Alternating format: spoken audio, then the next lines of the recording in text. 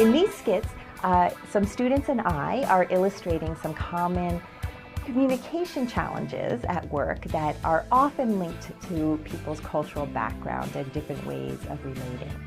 In the skit involving Sajjad, his way of communicating is very culturally normative for him because he comes from a culture where people tend to share space more when they're communicating. They tend to use different tone of voice, so if someone is excited or angry, they're going to raise their voice. In the skit with Winnie, we have a relationship-oriented, indirect East Asian student. Out of respect, she is very passive and indirect and waits for the professor to direct the conversation. People from North America and Western Europe tend to be pretty moderate in how they use body language and adjust their tone of voice when they're communicating with others. So we're sort of in the middle.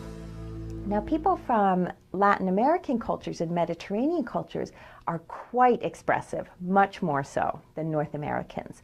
So someone from that area of the world, they use their hands a lot when they talk. They may like to put their hand on your shoulder when you're having a conversation. That shows that I'm listening. The biggest contrast to that style of relating is the style of communication in East Asian cultures. China, Korea, Japan are the most common, where people tend to be very indirect in how they communicate.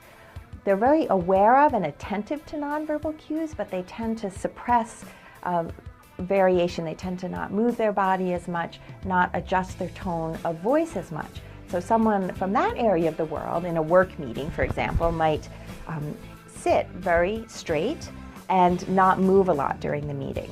This kind of body language expresses respect and attentiveness in that culture.